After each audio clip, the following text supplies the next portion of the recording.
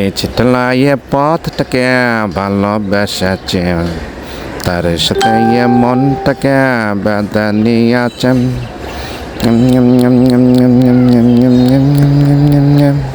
ঢাকা শহরে গ্রাম্য পরিবেশের বাজার, বিশাল বটগাছটাকে কেন্দ্র করে তার নিচে দোকানপাট, আর উপরে তেরপাট দিয়ে একটা পানি নিষ্কাশনের ব্যবস্থা।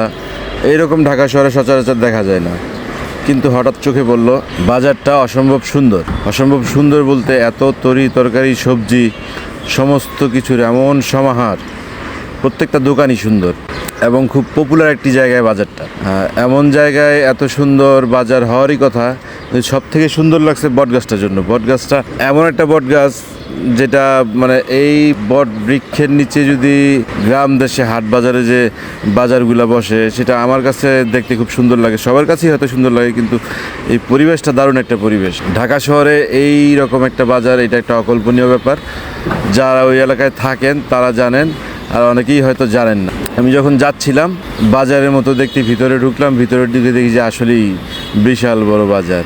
ঢাকার বাজার তো, এইখানে আপনি সারা দেশ থেকে যেই সবজিগুলো উৎপাদিত হচ্ছে, যেই ফসলটা হচ্ছে, ওইটা ঢাকা শহর আসে, ঢাকা শহরের মানুষ যেটা যখন মনে চায় কিনে খায়।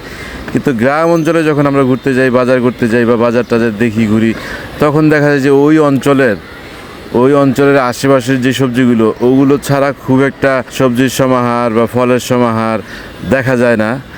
এই দিক থেকে ঢাকাবাসী খুব ভাগ্যবান যে এখানে টাকা হলে সব পাওয়া যায়, আর অন্য জায়গার তুলনায় এখানে সস্তা। আপনি একটা অন্যরকম সবজি বা ফল যাই কিনবেন, যেটা এই সিজনে হয় না, এটা যদি আপনি ঢাকার বাইরে কোথাও কিনতে যান, আপনাকে যেই টাকা গুনতে হবে, ঢাকায় মোটামুটি তার থেকে কমই পাওয়া যায়। এখানে ক্রেতা বেশি খায়, এখানে পরিবহন ব্যবস্থা সবসময় চালু আছে, চলে আসে, এখানে আসলে বিক্রি হয়। সব দিক থেকে বিবেচনা করলে এইখানে দামটা খুব একটা বেশি পড়ে না। আর খুব একটা বেশি পড়ে না বলতে, বাংলাদেশে সব কিছুর দামই তো বেশি। ওইটার হিসাব করলে হবে না। ওইটার হিসাব করলে তো আপনার যাইতে হবে রাজনৈতিক প্রেক্ষাপট ঘাটতে হবে, ওগুলোতে না যাই। কিন্তু তুলনামূলকভাবে ঢাকা শহরে আপনি সব কিছুই মোটামুটি কম দামে পাবেন। কিন্তু গ্রাম অঞ্চলে যেখানে সব সময় সব কিছু বিক্রি হয় না, খুব কম কোয়ান্টিটি বিক্রি হয়, ওখানে আমি দেখছি যে অনেক কিছুই খুব বেশি দাম দিয়ে কিনতে হয়। যেটা একেবারেই ঘরে উৎপাদিত, পাশেই উৎপাদিত, ওইটা হয়তো একটু কমে পাওয়া যায়। বা ঢাকা থেকে মানুষ গিয়ে খাইতে চাইলে টাকাও রাখে না। গ্রামের মানুষের এতটুকু আন্তরিকতা সবসময়ই আছে। বাঙালি মানুষ, তারা খুব অতিথি পরায়ণ হয়, তারা খুবই ভালো হয়, তারা খুবই সহজ সরল প্রকৃতির হয় গ্রামের মানুষগুলো, মাতবর ছাড়া। আমাদের উৎপাদিত পণ্যগুলোর সব থেকে বড় সমস্যা হচ্ছে ঘাটে টাকা দিতে হয়, গাড়িতে উঠাইলে টাকা দিতে হয়, গাড়িটা ছাড়লে টাকা দিতে হয়, গাড়িটা যেখানে আনলোড হচ্ছে সেখানে টাকা দিতে হয়, জেলায় টাকা দিতে হয়। অনেকগুলো মোড় আছে, স্ট্যান্ড আছে যেখানে টাকা দেওয়ার কথা না, কিন্তু এখানে একজন প্রভাবশালী নেতা আছে, যার কথায় এলাকা একটা প্রভাব বিস্তার করে। ওই প্রভাবটা তিনি তৈরি করতে পারছেন, ওইখানেও টাকা দিতে হয়।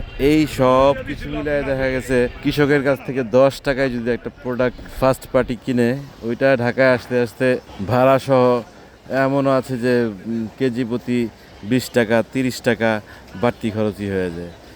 এই যে খরচটা, এই খরচগুলা যদি আমাদের প্রশাসন কমাইতে না পারে, তাহলে আপনার এই দেশে ধান্দাবাজের সংখ্যা দিন দিন বেড়েই যাবে।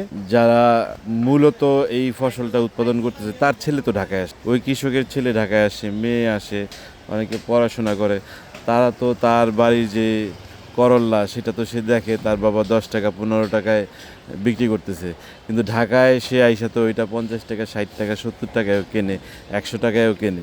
তখন তাদের ওই কৃষক হওয়ার যে মনোবাসনা সেটা আর থাকে না, তাদের ওই রাজনীতি করতে মন চায়, তাদেরও ধান্দাবাজ হইতে মন। এখন এই পরিস্থিতি যদি দেশে চলতে থাকে, তাহলে ধান্দাবাজের সংখ্যাই দিন দিন বাড়বে, এটাকেই পেশা হিসাবে নিবে মানুষ। আর মূলত যেটা কাজের কাজ, ওই কাজের লোক থাকবে না একটা সময়।